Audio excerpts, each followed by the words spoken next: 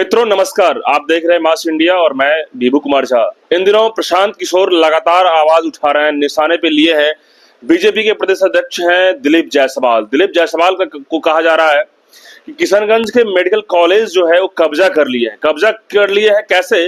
तो बड़ा तरकीब है उनका। पहले क्लर्क थे, उसके बाद क्या आगे बढ़े, प्रमोशन मिल गया और उसके बाद पता चला कि पूरा कॉलेज ही उनके हाथ में आ गया। इसके पीछे क्या कहानी है, किशनगंज के एसपी रहे पूर्व आईपीएस ऑफिसर अमिताभ दास सर से ही जानेंगे, क्योंकि इन्हें सारी जानकारी होगी।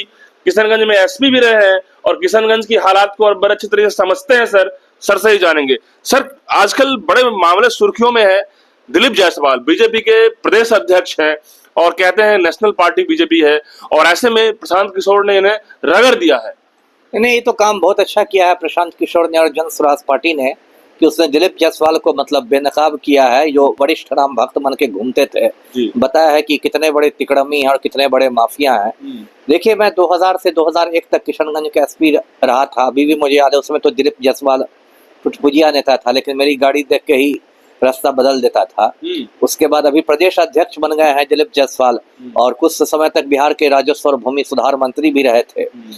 तो ये इनका बात है। अब जो प्रशांत किशोर ने जो खुलासे किए हैं वो बहुत मतलब चौंकाने वाले हैं, क्योंकि वो जो किशनगंज का कॉलेज है, माता गुर्जरी देवी के नाम पर कॉलेज है, वो एक अल्पसंख्यक वाला कॉलेज था, मतलब माइनॉरिटी इंस्टीट्यूशन जिसको कहते हैं, और उसको एक सिख परिवार ने, एक सरदार जी ने खोला था।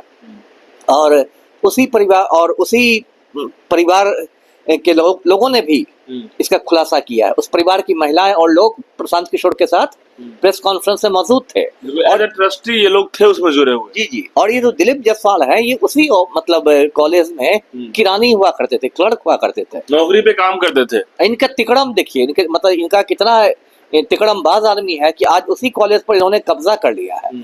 और इन्होंने, जो मेरी सूचना है, ऐसे तो प्रशांत किशोर तो लगता है उनकी पूरी रिसर्च टीम लगी हुई है, लेकिन तभी जो मेरी सूचना है कि दिलीप जायसवाल ने कई नेताओं को भी उपकृत किया है।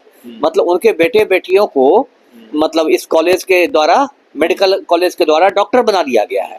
तो इसलिए देखिएगा कि कोई छोटी सी बात होती, यदि ऐसा ही कुछ घोटाला मान लीजिए लालू परिवार से संबंधित होता, तो अभी पूरी भाजपा डाक बंगला चौक पर भांगड़ा कर रही होती। सारे भाजपा डाक बंगला चौक पर लोगी डांस कर रहे होते, है ना। लेकिन देखिए क्या हो गया। तो इसमें से जानेंगे, आप तो वहाँ पे किशनगंज में एसपी रहे हैं, कि कैसे कोई क्लर्क के रूप में आता है नौकरी करने और पूरा कॉलेज का ही मालिक बन जाता है। जरा इसके बारे में सर कुछ आप अब इस पर तो मैंने देखिए बहुत नहीं ये रिसर्च किया है, लेकिन ये वही वाली बात है जैसे इतिहास में हम लोग पढ़ते थे कि ईस्ट इंडिया कंपनी जो थी वो भारत आई थी व्यापार करने के लिए, है ना। अब मुगलों के सामने उन्होंने हाथ पैर जोड़ के, है ना, व्यापार करने का परमिशन लिया था मुगल बादशाहों से। अब बाद में ईस्ट इंडिया कंपनी ने पूरे हिंदुस्तान पर ही कब्जा कर लिया और मुगल बादशाह बहादुर शाह जफर को कैद करके जेल में रख दिया। तो ये तिकड़मियों का काम होता है। वो जब हम बयान सुने, जो गुरुदास हैं, उनका जो नाम है, जो भी पंजाबी सिख कम्युनिटी के लोग इसमें ट्रस्टी थे, तो उनका बयान सुनने से लगता है वो लोग सीधे साधे थे या बड़े बिजनेस, या वो लोग चाहते थे कि कुछ अच्छा हो। अल्पसंख्यक का यदि कॉलेज है तो सीधे साधे का फायदा कहीं ना कहीं खतरनाक तरीके से उठाया गया क्या? बिल्कुल। अब इसमें क्या संदेह है, यदि वो लोग टेढ़े मेढ़े रहते तो दिलीप जायसवाल का इलाज हो जाता, है ना। या तो इनको दूध की मक्खी की तरह से कॉलेज से निकाल दिया जाता, या इनको भी कुछ नुकसान पहुंचा देते, जान का भी नुकसान पहुंचा देते, यदि मान लीजिए वो भी टेढ़े मेढ़े रहते। यदि वो लोग, देखिए, वो लोग सीधे साधे होंगे। और देखिए, दिलीप जायसवाल जैसा जो शातिर आदमी रहते हैं ना, ये लोग बहुत शातिराना तरीके से काम करते हैं। ये लोग पहले आपका विश्वास जीतेंगे, पहला ही दिन। ये लोग सामने में सीना पर खंजर मारने वाले लोग नहीं है, है ना। ये लोग पीठ पर खंजर मारने वाले लोग हैं। अच्छा, ये लोग आपका विश्वास जीतेंगे जब आपको लगेगा कि अरे भाई ये तो बड़ा विश्वासी आदमी है, तो जहां तहां आपसे इधर दस्तखत उधर दस्तखत कराते चलेंगे, बीच में अपना भी कोई कागज डाल देंगे। मतलब पूरा आपको एक तरह से अपने चंगुल में फंसा कर एक दिन आपके पीठ में खंजर मार देंगे। सर, कहा जा रहा है, या फिर सच्चाई, कितनी सच्चाई है,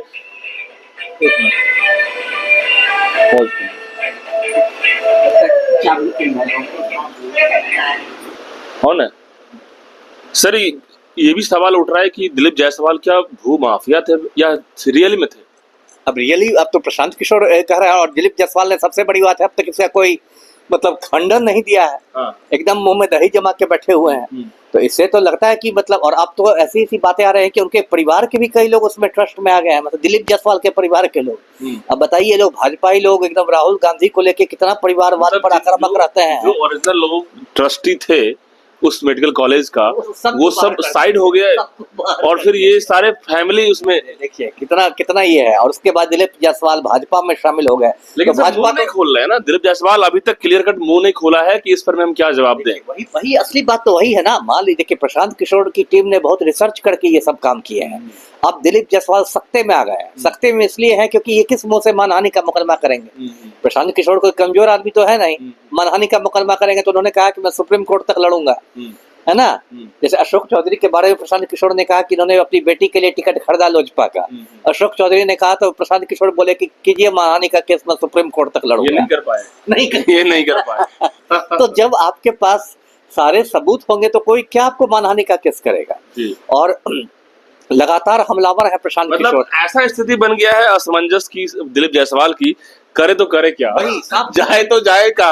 छछूंदर की हालत है। वो बेचारे खाली इस मुद्दे को मतलब ठंडा होने का इंतजार कर रहे हैं कि भाई चुनाव तो कुछ ठंडा उंडा हो, है ना। कैरेक्टर पूरा जो है फैल जाएगा पूरा ये नहीं तो ये तो देखिए भाजपा का चाल चरित्र चेहरा है। इन लोग का क्या है, मुंह में राम, बगल में छुरी और दिमाग में गोबर और गोमूत्र। यानी कि सर ये क्लियर हो गया कि प्रशांत किशोर ने बीजेपी के वरिष्ठ राम भक्त को ही पकड़ लिया है, खतरनाक एलिगेशन के साथ। कम से कम जो प्रदेश अध्यक्ष है, मतलब वरिष्ठतम राम भक्त कहिए बिहार के संदर्भ में, उसमें से एक प्रदेश अध्यक्ष को ही पकड़े हैं। इसलिए पूरा भाजपा एकदम जब दुधाई धरा गया तो बराती सब तो ऐसे ही असमंजस में। बिल्कुल, कहीं न कहीं दिलीप जायसवाल का जो मामला है वो फंस चुका है, बुरे फंसे हैं। ऐसे में अब किस तरीके से जवाब देंगे, हो सकता है कि इसके जवाब के इंतजार में वो बहुत अभी सोच समझ रहे होंगे कि किस तरीके से हम जवाब दें, क्योंकि जवाब जो देंगे उसमें अब आसानी नहीं होगी। क्योंकि जिस तरीके से पहले जो ट्रस्टी ओरिजिनल थे उनका अधिकार था, उनका ही मेडिकल कॉलेज था, लेकिन इन्होंने अपने परिवार और खुद को, इस पूरे कॉलेज को अपने अंडर में ले लिया है। तो कहीं न कहीं अब सवाल जो है सुलझ गया है, और जब सवाल सुलझ जाती है तो बहुत दूर तक जाती है। आप लोग क्या सोचते हैं, कमेंट बॉक्स में बताइएगा। धन्यवाद।